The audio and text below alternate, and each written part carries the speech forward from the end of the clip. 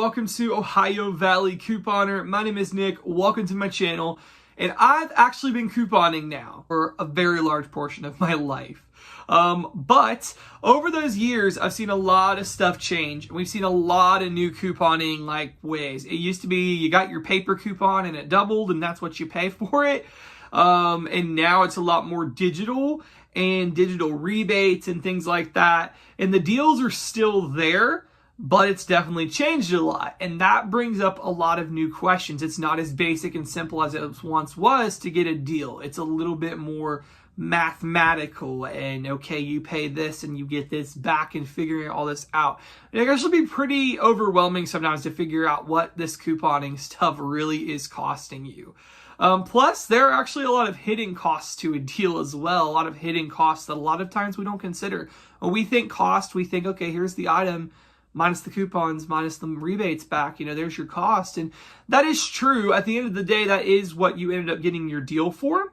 However, there's just a lot of different ways to really look at things. And so we're going to dive deep into that in this video today. How I personally count my couponing hauls, and also how there's different ways. It's actually kind of weird. There's two different ways that people break down their hauls. There's either the net cost group or the cash basis group. And both ways I think is fine. Sometimes people combine the two to kind of make their hauls look better than they really are, which you gotta be careful when you do that as well. But we're gonna talk about all that stuff in this video. It's gonna be great. So now we are gonna talk about how I consider my coupon hauls, what they technically cost in my mind.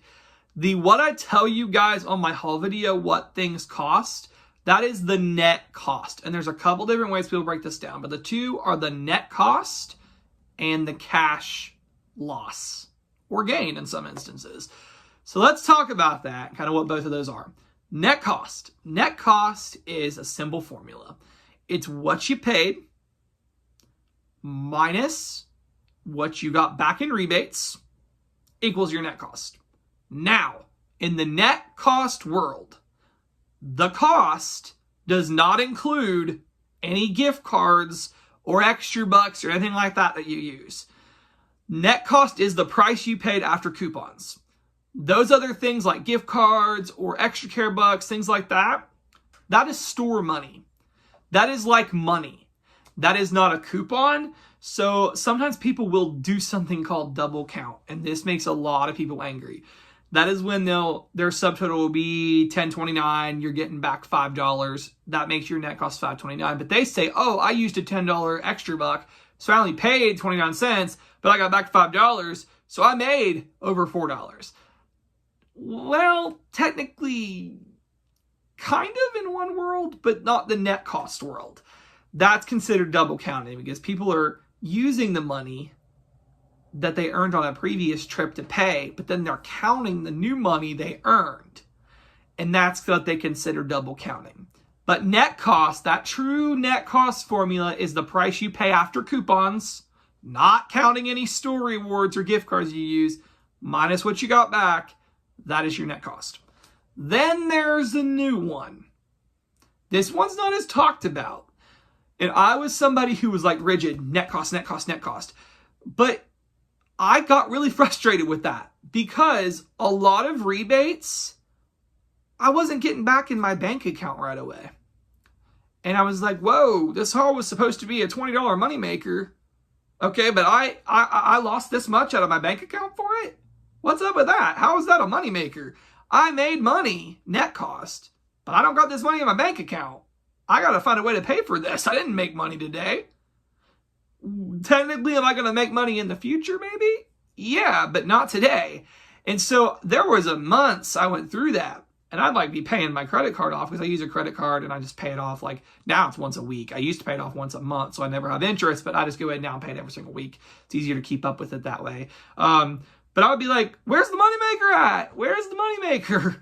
I didn't make money on all this stuff like I thought I was going to because I hadn't got all my rebates back. Some of these apps I'd use, I used to use Checkout 51, and I'd be lucky to hit a rebate or two on that a month because there just aren't that many deals on Checkout 51 anymore that you can use coupons with. And so it'd be I made money on this with Checkout 51, but I can't get checkout 51 out until I get $20. And that same kind of principle, I see this even more with drugstore couponing. So a lot of people will do like Walgreens. They'll say I made $50. Let's say they paid $50 and then got back $100 in Walgreens cash. Oh, I made $50. Net cost you did, if you're viewing it that way. But in my head, if I did that, I didn't make $50. I just spent $50. Yes, I have $100 in Walgreens cash, but in my bank account, that's a $50 loss. I paid $50 and got nothing back in my bank account. And so that's really where I started to change like my mind about all of it. Because like I said, I'd get frustrated. You know, I'd go in and pay that bill and I'm like, okay, here's what my balance is. Here's all my rebates back. Where's the money makers? I didn't make money. I owe money on this stuff. And it was just like, this is not working. This is not what I want to do. And so I really began to rethink all this. And really ever since then, I've become a cash basis couponer. That's all I care about now. The net cost really doesn't bother me that much. I mean, it does because that determines if I do a deal usually, but it really does mean more to me to know what it's going to cost my bank account versus what rewards money I'm losing or this or that. I'm more concerned about the real money than the store money or the gift card money or whatever. So let me kind of explain. Now, I do want to say I'm not going to quit sharing the net cost for deals because everybody's cash basis, my cash basis isn't going to be the same as yours, you know? I actually consider this, I took accounting in college and there's two different kinds of accounting.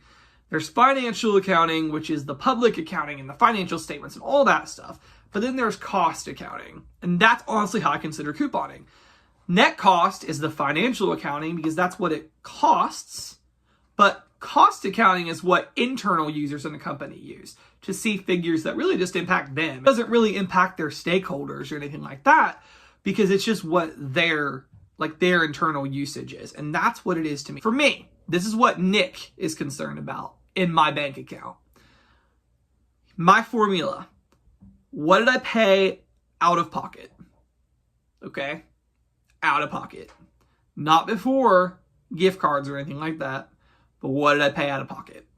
After gift cards, after extra bucks, after things like that, after all that, what did Nick pay? That's what I worry about. Minus the rebates I get in my bank account. Not all the rebate apps, you get it in your bank account. Fetch, I don't get it in my bank account. Merryfield, I don't get it in my bank account. Kroger Cashback, typically don't get it in my bank account. I usually use it as like a credit at the register. So when I'm doing my haul, I actually don't deduct those things from the cost. I'm not deducting fetch points. I'm not deducting my Kroger Cashback because I'm not getting that today. That can't go in my bank account. That's not going in my bank account. Instead, what I do is I count that off of my out-of-pocket when I'm able to redeem it. Okay, so you're seeing it really does flow and work out the same at the end of the day. The money makers, but in my bank account, it allows me to know what I'm really losing today. And then when I'm finally able to use the rebate that maybe didn't hit my bank account, that's just a bonus later. Okay, so let's say there's a haul, and we're gonna break this down. Let's say there's a haul. It's $20 out of pocket. Okay, we're gonna do it both ways. $20 out of pocket. Let's say I got $10 back on Ibotta, $5 back on Fetch, and $5 back on Shopkick. Okay, net cost is $20 out of pocket minus $10 from Ibotta, minus $5 from Shopkick, minus $5 from Fetch. Net cost world, that's free. Cash basis world, $20 minus $10 from Ibotta I can get today, minus $5 from Shopkick I can get in my bank account. Okay, but I can't get my Fetch in my bank account. So in my bank checkbook, in my checkbook registry or whatever, that is a loss. I paid $20, I only got $15 back. That's a loss for me of $5. Let's say I went back to the store the next day and I bought $5 worth of stuff. And I got back $2 on Ibotta or something like that. Okay. Net world, $5 minus $2 back equals net cost of $3. In the cash basis world, $5. Let's say I used my Fetch gift card from the trip the day before. I'm finally able to use that. I'm counting that $5 off of today's trip. I paid nothing and got $2 back, so I made $2. In the grand scheme of things, the cost really is the same for both days. For both ways, I mean. Net cost, it was the $3 because it was 0 the first day, but then it cost me $3 that second trip. But in cash basis world, I lost $5 the first trip, but then the second trip, I made $2. So $3 again. Again, it does work out the same way, but in my bank account, it's a lot more clear. And I avoid some apps. I don't really use Checkout 51 because it has taken me like 6 months to a year to cash out. So I don't use those apps where there's not a high turnover. I don't. With Kroger Cashback, it's the same kind of deal as it's with Fetch. I'm not going to count that off of my trip when I earn it, not that when I use it, and it'll help my out-of-pocket. But any rebates I can get in my bank account, I deduct off. I really hope this is not confusing, but I wanted to just explain how I did it. I know some people who have told me before, like, I don't understand your way at all, and that's fine, but there's others who have said, thank you so much for explaining it that way, because that is how they were really struggling with the net cost way. And if you're like me, like, I struggle with that. So this way just makes a lot more sense. And like I said, it all will eventually flow out the same. But if you're just more focused on the dollars and cents in your bank account versus whatever, then this is just the more clear way for me and how I do it. It really allows me to see what is going in and out of my bank account. This is what I really spent on couponing this week. And it just works out really well. So guys, I really hope this helped you out. Let me know down below, how do you do this? Do you do it the net cost way or do you do it the cash basis way? Of course, I'm going to keep sharing net costs with you guys because that is what a deal does cost, essentially. These are the amount of offers you can get back, and you can determine how you account for it in your own personal bank account or however. But anyways, that's all I got. Hope you enjoyed, and thank you so much for watching.